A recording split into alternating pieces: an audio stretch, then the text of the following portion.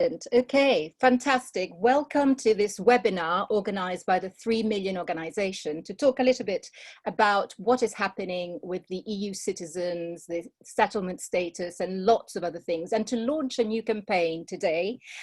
We've got about 140 participants on this webinar and lots more following us on Facebook. So welcome to all of you. And I am, I'm delighted to be here on such a momentous date, which is the 4th anniversary, as we all know, of the Brexit referendum, where this country took a decision that really has had portentous what's happened with this decision has been started unprecedented turmoil in Parliament. We had the Parliament that was paralyzed for a while. We've had 2 prime ministers that have lost their post due to Brexit. We have the country split in the middle with 2 warring factions. So a lot of stuff has happened in these 4 years, and this is a very good date to discuss where we are at for EU citizens, which all of a sudden have lost the automatic right to reside in this country. We have the whole of the 3 million organization top tier on this call, and I'm very happy to introduce you to all of them, starting with the 3 speakers that are going to start speaking today. And those are Hedwig Hegdermans, an advocate and campaigner who works a lot with the EU, with the Dutch Parliament. Then we have Ilse Mogensen, who is head of advocacy for the 3 Million organization, and she is an expert on UK legislation and campaigning. And then we have Dimitri Scarlato, who is a fantastic composer of music, but he's here as the Brussels focused campaigner and an expert on EU negotiations, and he knows how to lobby the EU Parliament better than all of us put together. We also have the founder of the 3 Million organization today, who is Nicholas Hatton. Just give us a wave, Nicolas. And we have Maaike Bon, who is the co-founder and head of media. We also have Luke Piper, who is the head of policy and is the person to ask everything you need to know about anything legal. We have Monique Hawkins, who is policy and advocacy campaigner. And we have Kuba Jablowoski, head of research. Hi, Kuba. And Alexandra Bulat, who is the chair of the Young Europeans.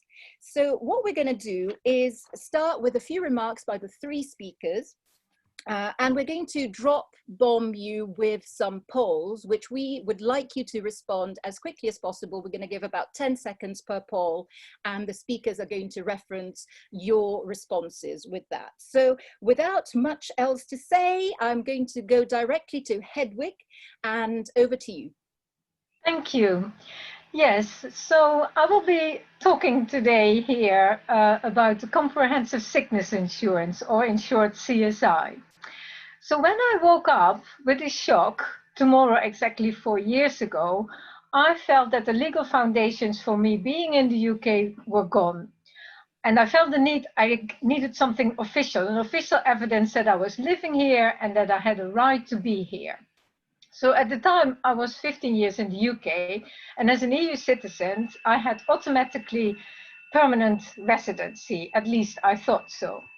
But when I wanted to apply for this PR, I found out that there were 2 categories of EU citizens needing something called comprehensive sickness insurance, CSI. And those 2 categories were students and those who were self-sufficient. So it was not an issue for everybody, but it was for me. And I then even decided not to bother to apply for PR, permanent residency, because I knew I would be rejected. At the time, CSI was very obscure and virtually nobody heard of it. It is something I did not know existed, and I actually did not need it, because as an EU citizen, I had access to the NHS. I have an NHS number, I've been treated in the NHS, and my then MP was Minister of Universities, and even he had never heard of it. That is how obscure it was. And I was not the only one trying to get PR. So the little known CSI suddenly was getting a lot of media attention in 2017. So I was so relieved that when the requirement was dropped for the new EU settled status. And I was also happy because I thought now the route to British citizenship is open to me. And because I'm married to a Brit, I could apply immediately, which I did in July last year. So what is happening with my application? I don't know. So far, nothing.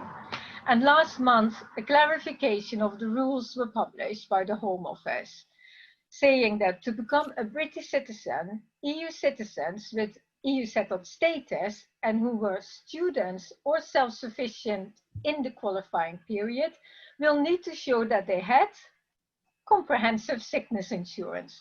So the CSI is back to haunt us. So why this campaign? Bye bye CSI. Actually, it's because we think it is an unfair and obscure rule placing an obstacle which we thought disappeared. And it is in the way for those who want to become British and having EU settled status. So the rule is certainly not in the spirit of this and previous governments who go out of their way stressing we are welcome here as we are friends, neighbors and colleagues. And the Prime Minister Johnson even made easy access to citizenship for us a point during his leadership campaign last year. But now for me and many others like me, it seems that they are giving with one hand, allowing us to be settled, but at the same time putting up a barrier with the other hand if we want to become British. So what we want to achieve with this campaign is we ask that all who have been granted officially the indefinite leave to remain under the EU settlement scheme, that they will be regarded as having lived in the UK lawfully, even if they were students or as someone with independent sufficient means. So going for citizenship, I know, is a personal choice, and it's not possible for all nationalities, but if the option is there, we feel that the application should be as easy as possible. The UK always refers to the CSI as something that the EU required, but it is actually in the remit of the UK to decide the rules for access to citizenship. And as they showed with EU settled status, they can decide to regard that having been granted this EU settled status should be sufficient to show that we have been living in the UK lawfully. It certainly felt for me that I was. So that is why we're going to ask you all to join this campaign, Bye Bye CSI, and write to your MPs. Even if CSI would not be a problem for you, or even if you do not want to become or can become British, even if you already are a new Brit, or even if you have been a Brit for the whole of your life, this is about solidarity and fair treatment. Joining the campaign is really easy. Find your MP. If you don't know who they are, there is a link on our campaign page on the website. Write to them. Use your own words. Use your own situation and why do you think it is important. It really doesn't matter what ilk your MP is. You can find more details about the CSI problem under a link in our website. So let's start writing. Together we can create a fairer system. Bye bye CSI. Thank you. Thank you very much, Hedwig. I wonder whether you want to comment a little bit on the poll and the answers to that poll. Did you see the answers? No, it's still empty. Sorry. Oh, because I think we just relaunched it, just in case some people, also to take the measure of how people were answering before you started speaking and how they are thinking now. I would say that the overwhelming majority were either worried about the CSI or didn't know what it was. I wonder whether now that you've explained it just a little bit more, and in fact, what I'm seeing is 64% now are worried compared to about 51% before, and a lot less don't know what it is. Do you want to So, comment a little bit on that, or? yeah, so hopefully then my short introduction to the campaign was a bit helpful to explain what this comprehensive sickness insurance requirement is and for whom it is important to know. And yeah, so it seems that then more people actually now realize that they may have a problem should they want to become British. So so yeah, it is all about so the problem for the people who were students or not economically active, so-called self-sufficient, during their period, qualifying period for citizenship, they have to be worried about this comprehensive sickness insurance if they didn't have one. And maybe it's a good time now to mention that if you're tweeting about this conversation, about this webinar, you might as well tweet hashtag #ByeByeCSI, and it shows that now you know what it is, in case you didn't know before, and you're part of the conversation. So over to Ilse Moggensen now. Hi, Ilse. Thanks very much, Deborah. Can you hear me? Hello? Yes. Can you hear me? Yeah. Sorry. Great. So I'm going to talk a little bit about our UK campaigning and advocacy work and what our main concerns are in the next period. So we have three main concerns. The first is to keep everyone safe. The second is to ensure equal treatment, as the withdrawal agreement has promised us. And the third is to access the rights that we've been promised in practice. So keeping everyone safe means ensuring that all EU citizens get an immigration status. That's what the EU settlement scheme is for. And the deadline for applying for that is exactly 1 year away for people who are here before the end of transition. So the government is always going on about how many people have applied to this scheme, but we've always said that regardless of the numbers, our main concern is the people who are going to end up not applying. And those could be particularly vulnerable people, children, elderly people who are hard to reach and don't use social media, but it could happen to absolutely anyone. You could simply not realize that you need to apply. And at the moment, the way legislation is at the moment, people will have their legal status stripped away on the day after the deadline. So we're campaigning to make the, and that will have all kinds of disastrous personal consequences for people because of the hostile environment, which requires landlords, employers, banks to check people's immigration status. And once people have lost their status in the UK, there is no way back. So we've been campaigning through our work on the immigration bill, through debates in Parliament, to make the settled status scheme safe for everyone by giving EU citizens a legal safety net, so that no one is made, no one has their legal status stripped away on the day after the deadline, and by setting the bar very low for applying after the deadline. So it's all about taking away the disastrous consequences for people of not applying. The second thing we're campaigning on is ensuring equal treatment. So it's worth remembering here that even though EU citizens will have another year to apply, freedom of movement is going to end on the 31st of December. So within those two dates, between the 31st of December and the end of the closure of the settlement scheme, there is a grey area where the UK government has to guarantee people's rights according to the withdrawal agreement, but we have no idea yet how they're going to do it.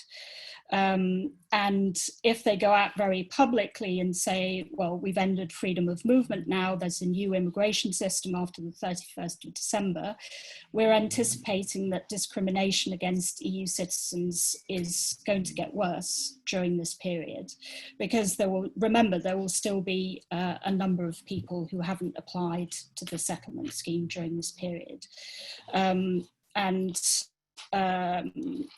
that's why it's important to legislate to secure people's rights during that period, and to send a clear message to employers, to landlords, and to all those enforcers of the hostile environment, that having an EU passport will be enough during this period to prove your rights. Otherwise, there will be a lot of discrimination. Landlords and employers will pick the non-EU citizen with a visa, or they just won't touch EU citizens at all. And it's also worth mentioning that we've been campaigning for a long time for physical documents, again, because of this discrimination issue. So non-EEA nationals who are required to apply to the settlement scheme will be given a physical document as proof of status. But EU citizens won't, and we're campaigning for the option for people to have a physical document that they can hold in their hand, like a driving license or a passport, again, to ensure that people actually have access to the equal treatment in the housing market and in the job market that we've been promised, and that the withdrawal agreement guarantees us. Because unless we can access those rights in practice and on the ground and in our day-to-day lives, then the promises won't be worth much. The guarantees won't be worth much. And on physical documents, people are already saying that that this is one of their top concerns. We did a survey a while ago where 9 out of 10 people were concerned about not having physical proof of settled status. So the last point I want to make is about accessing rights in practice, and it's important to remember here that the government line has always been, we're your friends, we're your neighbours, we want you to stay. But as we've seen from Hedvig's example, there's a difference between letting people stay and treating them like a neighbour. So we've had Hedvig's example of not being able to access citizenship. Another example is access to social security. There are a lot of people who lost their jobs during the pandemic and who needed access to universal credit. But they couldn't get it because they had pre-settled status. The rules around that recently changed. So we're seeing now that even though people are being allowed to stay and they have a status under the settlement scheme, they then in some cases find that that status doesn't give them rights. So I realise that socialising with your neighbours is a little bit different now with social distancing. But to me, what illustrates this difference is inviting your neighbours and friends over and, you know, letting them into your garden, sitting down and having a drink with them, as opposed to inviting them over and then letting them stay outside the fence and look over the fence while you sit there in your garden having tea or a drink or whatever. So the important thing is to be able to access these rights that we've been promised, including the equal treatment that we've been promised to British citizens, and to take the government at its word and to hold it to account on the promises it's been making about making us feel welcome. So we've been fighting on these issues in Parliament and elsewhere, and we're going to need your help to let us know what's going on the ground. So sign up to the newsletter, get involved, and get in touch with us to let us know what problems you and others have been having. Thank you very much. Thank you very much, Ilse. I wonder whether you want to make a quick comment on the poll. A lot of people are still voting the second time round. The first time round, proving the immigration status, as you rightly were pointing out, was exactly the top priority and the top concern. It doesn't seem to have changed. If anything, it's gone up a little bit. Do you want to say a couple of words and then we move on to Dimitri? Yeah, I mean, so proving my immigration status can, of course, also mean that that people are concerned about the physical documents issue. And I think what we can see from this poll is that there's quite a wide range of concerns. People aren't just concerned about one thing, and it shows, you know, how complex immigration status is and how it plays into all kinds of other areas of your life, and it's protecting people in all areas that we're concerned with in the next phase. Thank you very much. And it's worthwhile mentioning that a few questions have been already harvested before this webinar. So we will be using those and putting them together and giving them to the right speakers to answer. But also we'll have a live session with live questions from you. So just hang around. And now we're going over to Dimitri. Hi, thanks Deborah, and thanks for also chairing this event. It's always a pleasure working with you as an organization. I'll try to be as short as possible because I'm conscious of time and I want to allow everyone to ask questions and to have as many answers as possible. I will just briefly mention the work that as an organization we did with Europe and specifically with the European Parliament and the European Commission over the last month. That's been quite busy for us. First of all, I want to specify that most of our lobbying activity, if not all of our lobbying activity in Brussels, is always joined with our friends British in Europe, because as we know, they are in the same deal with us, so they've been affected as we are affected. So this is important to be remembered, because it's been a strong collaboration over the last 4 years.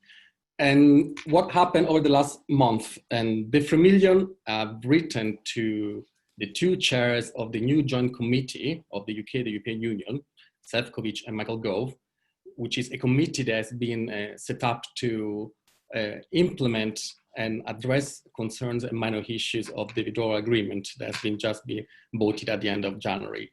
And we've been asked to be consulted and perhaps even to sit in the meetings as expert on the field, expert advisor on the field. We have received nice, polite answers, but saying that they are aware of our work and the importance of our lobbying, but so far we haven't been officially invited. But what has been very good is that in the meantime, we have private meetings with the members of the subcommittee from the European Commission, specifically with Philippe Bertrand and all the members of the Commission, that it's the subcommittee that deals specifically with citizen rights. We had a very constructive meeting last week, and also we've been informed that we'll be invited to these meetings with the European Commission to exchange ideas and also share concerns and issues to make sure the European Commission raises this with the UK government. And also just recent news, we've been invited also by the UK government to a similar meeting. So we hope to be able to share our concerns with both the UK and the UK Union. Also, quite importantly, this month, the European Parliament has voted a resolution that addresses some issues of, obviously, of this negotiation, but specifically there are some articles that relate to citizens' rights, and there is the mention of the issue of COVID-19, of physical documents. So this has been an important victory also of the 3million and the lobbying with the, together with the British in Europe, because we have pushed hard the European Parliament to add some key issues in this resolution. We have spoken with David McAllister, who is the chair of the UK Coordination Group. And the UK Coordination Group is basically the group that deals with Brexit in the European Parliament. I also want to make a clear distinction between the Parliament and the Commission. So the Commission is the body, the European body that is actually negotiating under the instruction of the European Council with the UK government, whilst the European Parliament has more political function. So what does it mean, this resolution? This resolution has more of a political meaning. It's a signal sent to the UK, and it's a message sent to Michel Barnier, that's actually negotiating, to take consideration of what has been written in this resolution. So even though it won't have a real effect, immediate effect in changing things, it surely has a strong political signal that has been sent to the Commission in negotiating with the UK. We will continue to obviously lobbying at the European level because I have to say that over the last 4 years, we always had more success in talking and access members of the European Commission, the European Parliament. So we will continue in this way, and we will keep you informed with future developments.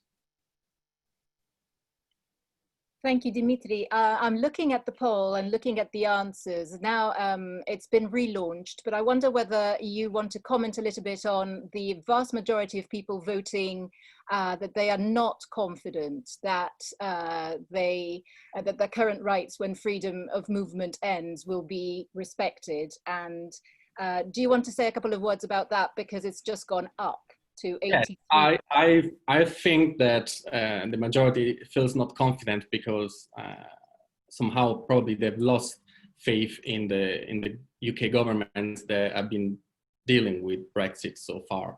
I wonder why.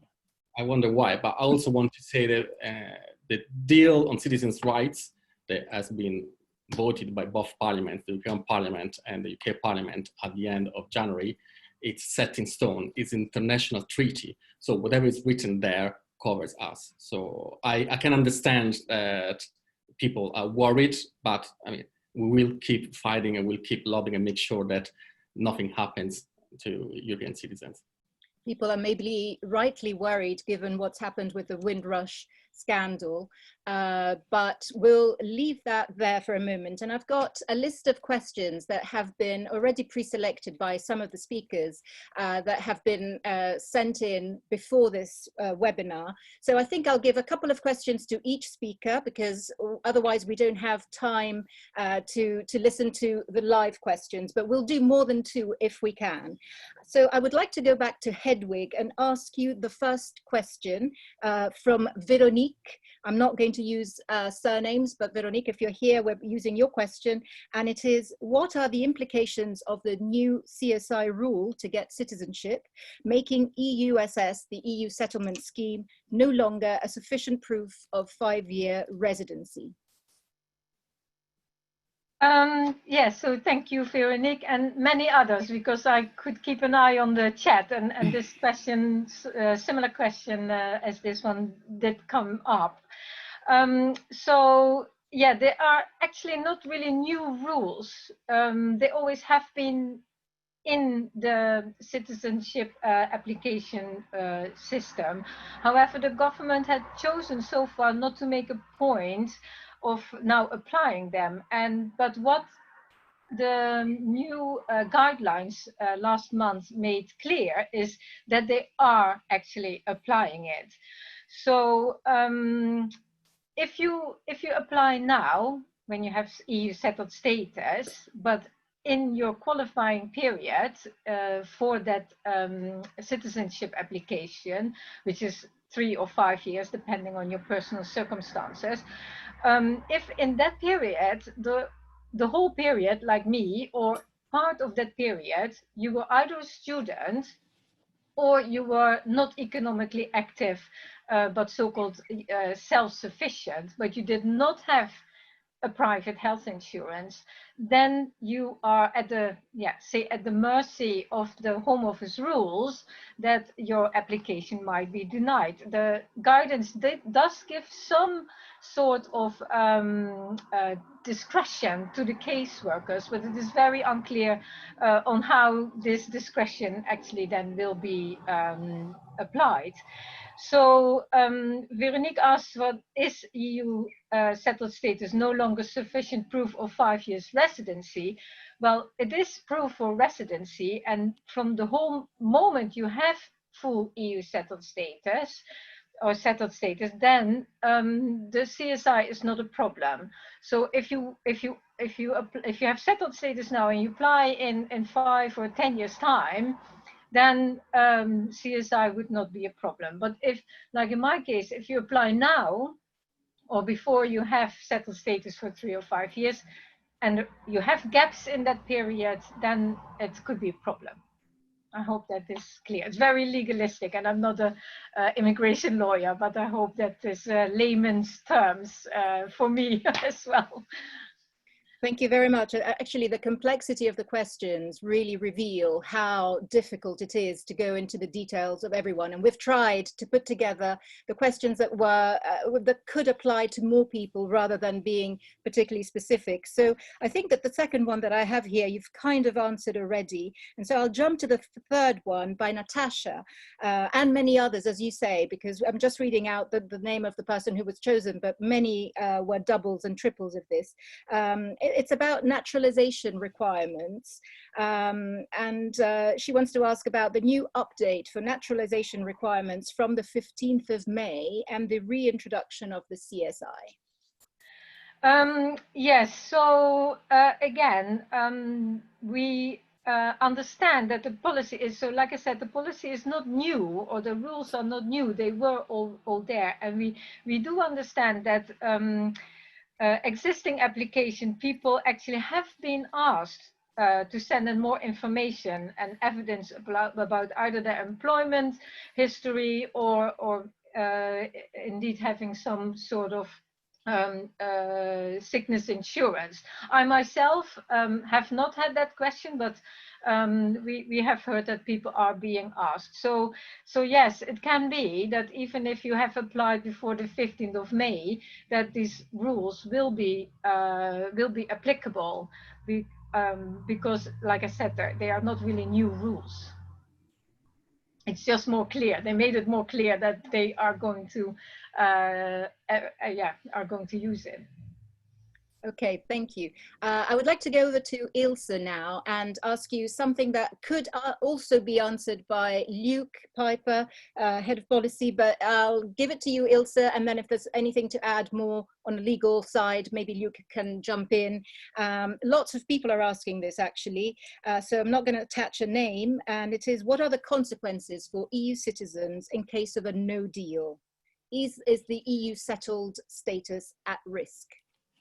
Well, I mean, the short answer is no, because we already, so there's a difference between the guarantees for citizens and the conclusion of a trade deal / agreement on the future arrangement. So there are a number of rights that have already been guaranteed in an international agreement between the UK and the EU, and those will be have been guaranteed no matter what happens on the trade deal. So those rights include, as I said, the promise of equal treatment, the right to if you have settled status, it includes the right to leave for 5 years and come back to the UK. And very importantly, it includes the right to family reunion. So existing, if you have children or elderly parents, for example, who live abroad, you can bring them to the UK, and those rights have been guaranteed, even though they don't include future partners.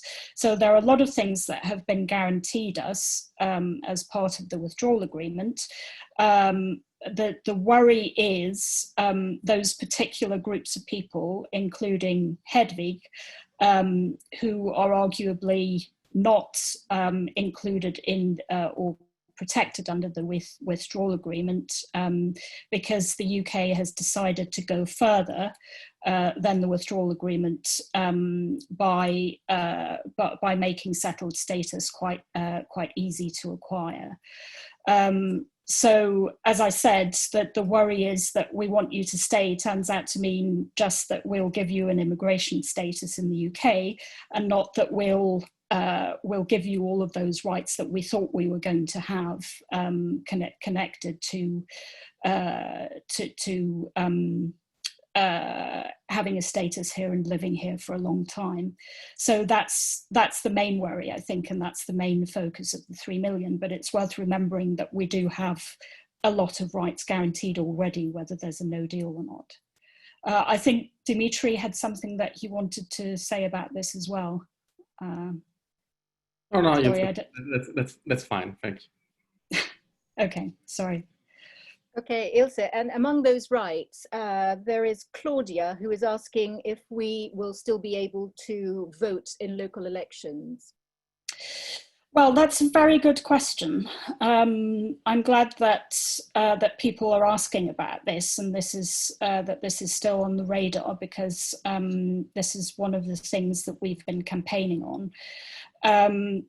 I mean, so voting rights in local elections, which we've had until now as part of freedom of movement, have not been guaranteed as part of the withdrawal agreement. So it hasn't been part of the negotiations. But and it will be up to the UK government to decide whether people continue their voting rights or not. Having said that, because the UK constitutionally is quite complicated, the Scottish Parliament and the Welsh Senate have jurisdiction over who votes for their parliaments and who votes in their local elections. So both Scotland and Wales have said not only can EU citizens keep their rights to vote, but we'll give the right to vote in local elections and in the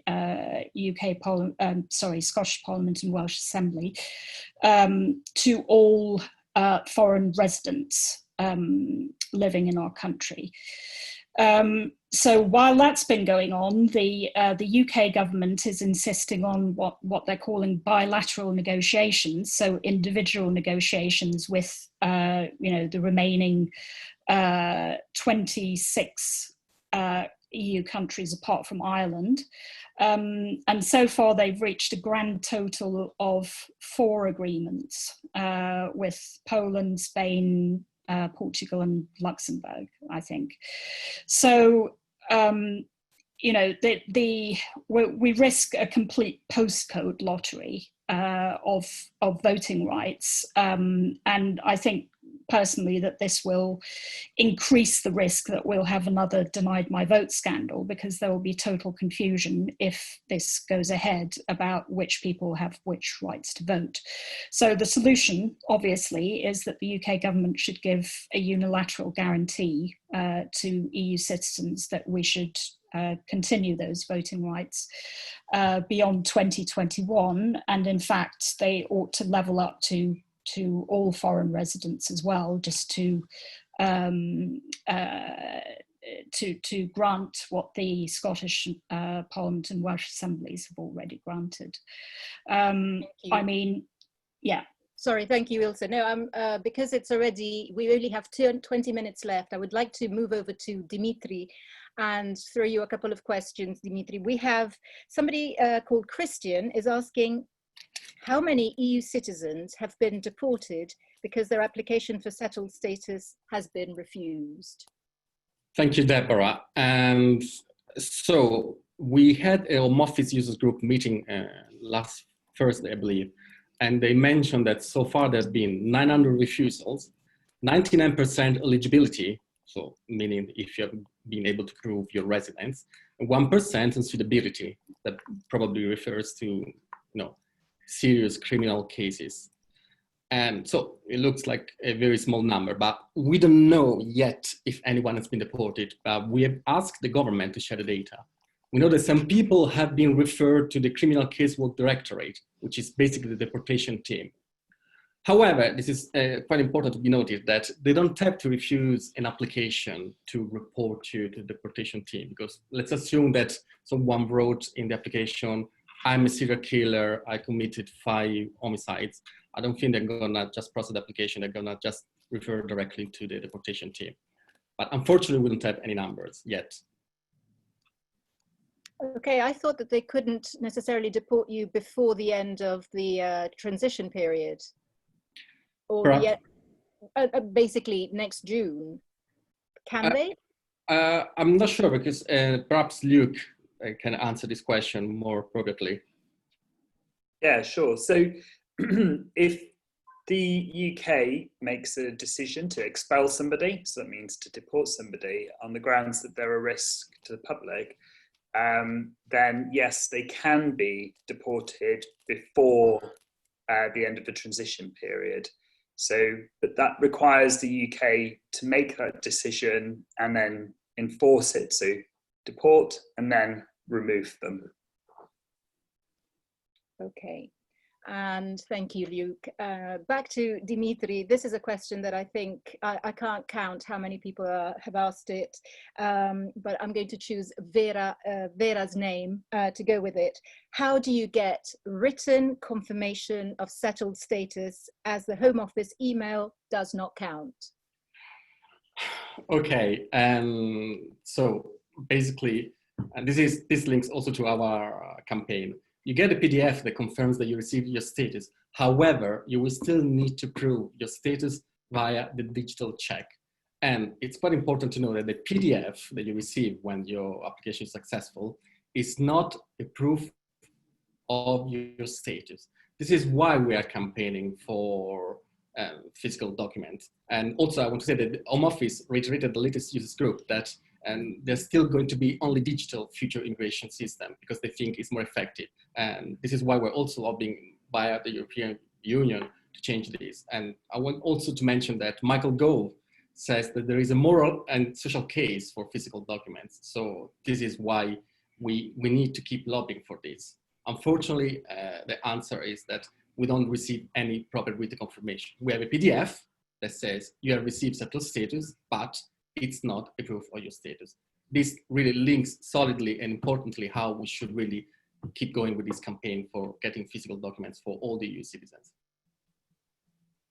Thank you very much, Dimitri. And now we'd like to open the session to live questions. And I would like to throw the first one to Luke, because there still appears to be a bit of confusion about the CSI, how it works with the EUSS and all these acronyms that we all love.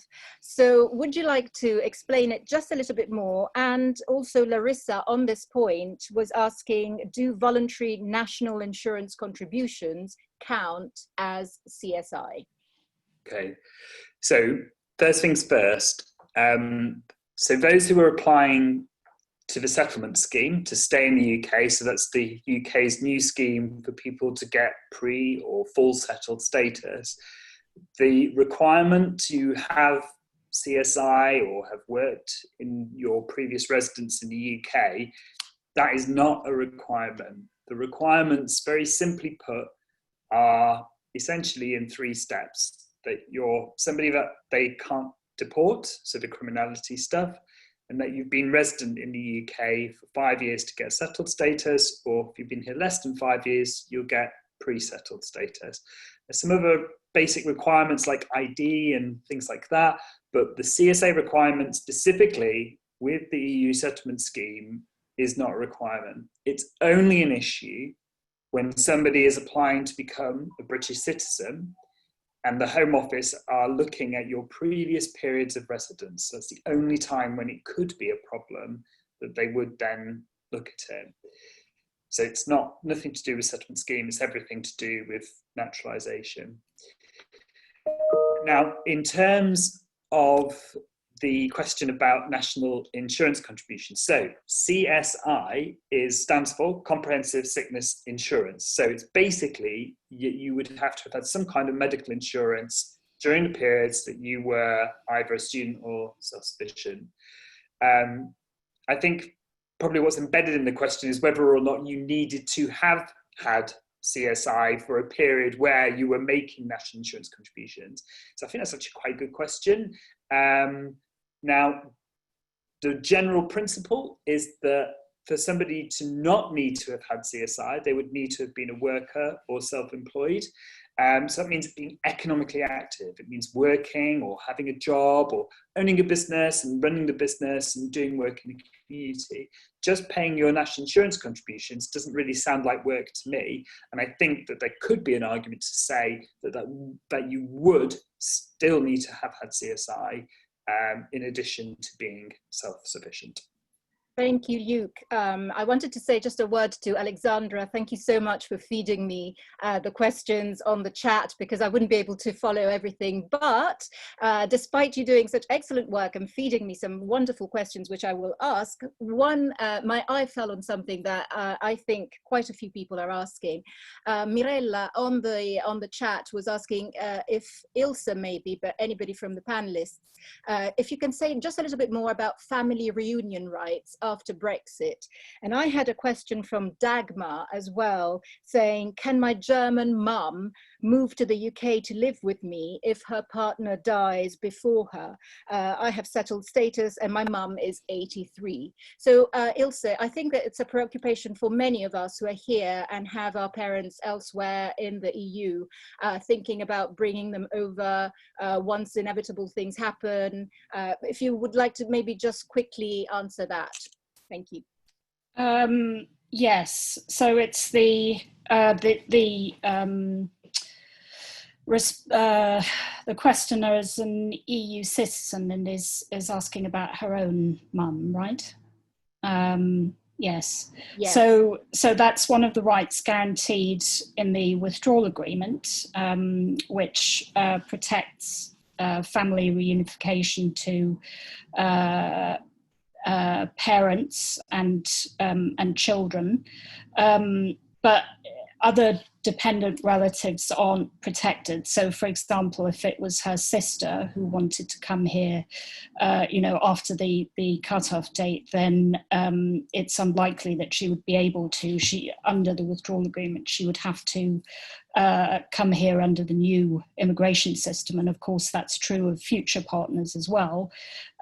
So you can bring, your current spouse or your current partner to the UK, but if it's somebody you meet, in the future after the cutoff date, then it will be under the new system. So it's a very mixed bag, but the withdrawal agreement does protect at least some of those rights.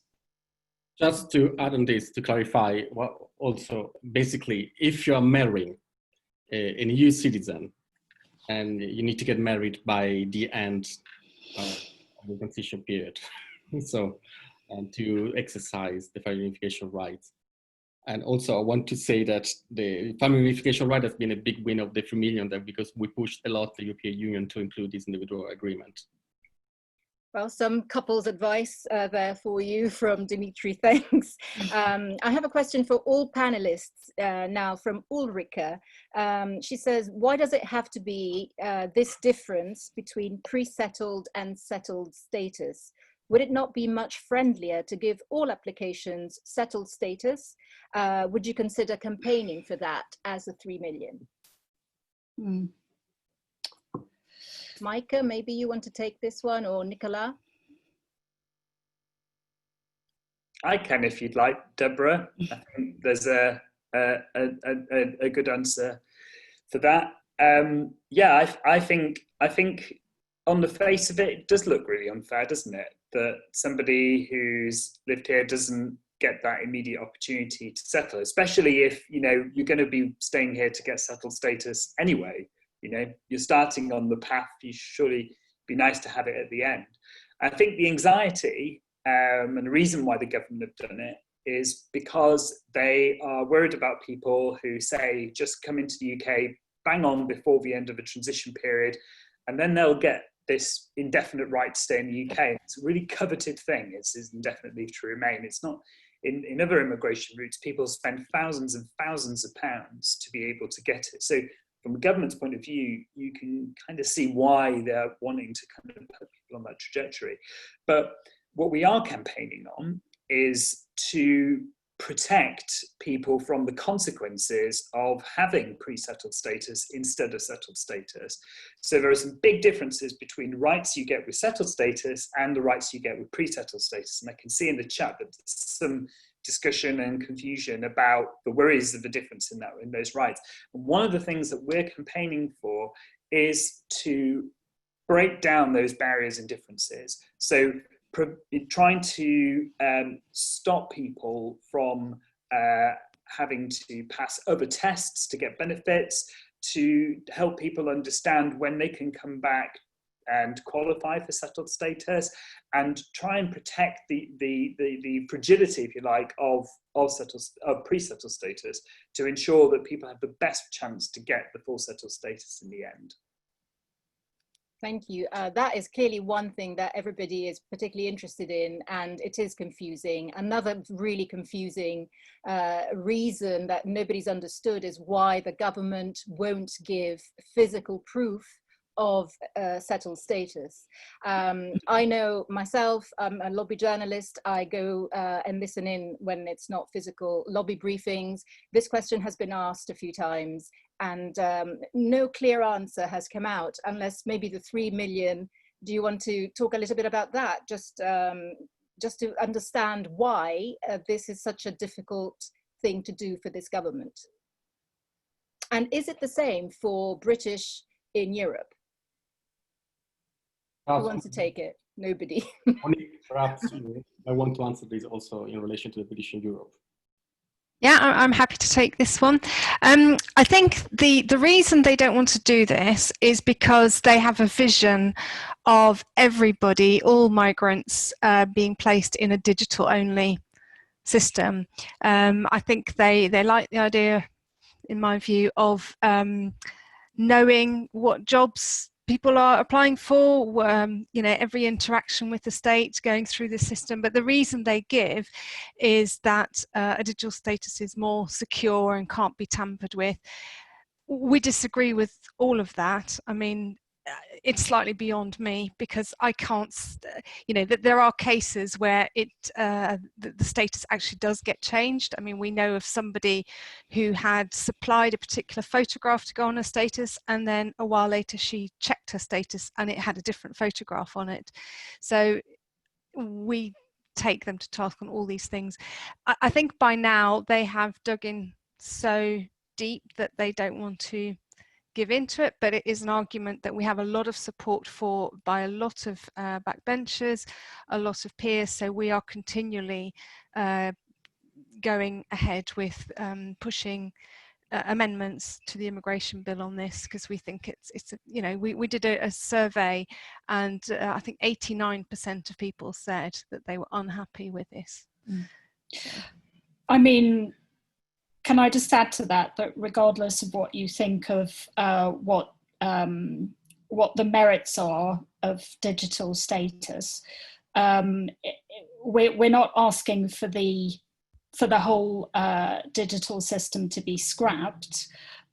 We're just saying people should have the option of having physical proof if they want it and if they need it.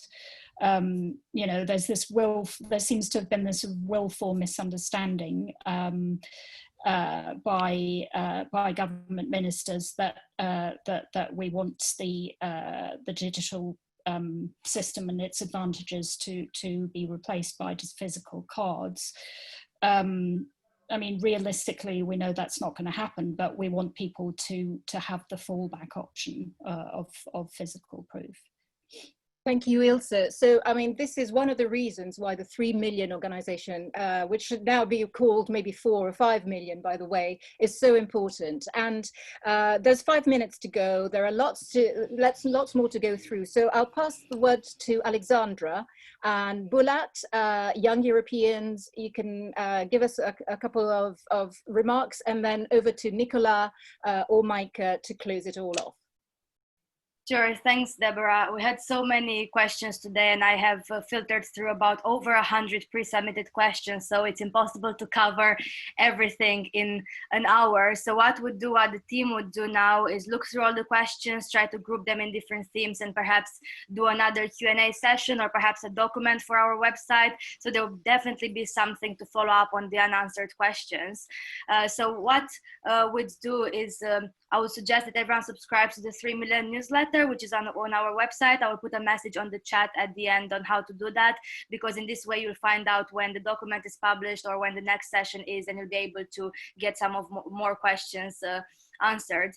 Finally, this is the first webinar especially of this size. Over 200 people joined today, and we had so many questions, and we plan to do this regularly, to have those webinars on a regular basis, and also approach different topics as well on EU citizens' rights. So the last poll of today will really try to get some views from you about what actually interests you as EU citizens and also British friends, what does actually interest you to discuss in the next 3 million events. I will launch the last poll, so if you can take a few seconds to answer which kind of topics, you can select multiple ones as well, I think. So we'll be able to plan our next events. And the final thing to mention is that a lot of you asked questions on very specific individual circumstances. So the 3 million is not a legal advice organization, but we do have some partner charities and other organizations who are able to support you with your actual application for the EU settlement scheme or citizenship if you choose to apply for citizenship. So again, I will put some links in the chat in a couple of minutes just at the end on how to access those this free legal advice and support on settlement scheme and citizenship. So thanks everyone for joining, and I'll pass on to Nicolas, our CEO, now to give the last word on this session. Yeah, thank you very much for joining us today. It's our first big webinar, and 4 years ago we all woke up to this terrible result for the referendum, and there's promises made that our life would remain unchanged, and there's still so many issues. The CSI issue obviously is coming back to haunt us, and hopefully will haunt the politicians. So I'm asking all of you, go to our website and write to your MP using the link on there. I'm just for making the point, I'm just gonna show you what the website looks like. So stop sharing, as you can see. And if you write to your MP, bye-bye CSI, it's absolutely a scandal that CSI is coming back to haunt us. If you want to follow up what we're doing, subscribe to the newsletter. It's a really good way to find out. Tell people about us, tell people. There's quite a lot of people that are not on social media, and through the newsletter, we can keep them updated. So it's a really good way to stay in touch. I remember at the beginning where the Home Office wanted to speak to us saying, oh, you've got all these links with the citizens, can you promote what we're doing? And we're like, well, not really. We are remaining critical of what you're doing. But they looked at us as a way to communicate. We want to communicate, but we will always remain independent. Finally, if you want to get in touch with us, you can reply to the email you received for the Zoom, or email us at info@the3million.org.uk. We came from nowhere. We started 4 years ago because we were just concerned citizens after the referendum, and this is still the people we are. So thank you very much for attending. The recording of this webinar is actually on our Facebook page because we've gone live there. And I think we'll see whether we can put it on the website. And then stay with us and come back for other webinars. Thank you very much. And a big thank you to Deborah Benetti, who chaired the session today. We know Deborah from the Foreign Press Association. She's a wonderful journalist and very, very grateful that she chaired today's webinar. We could not have done it without you.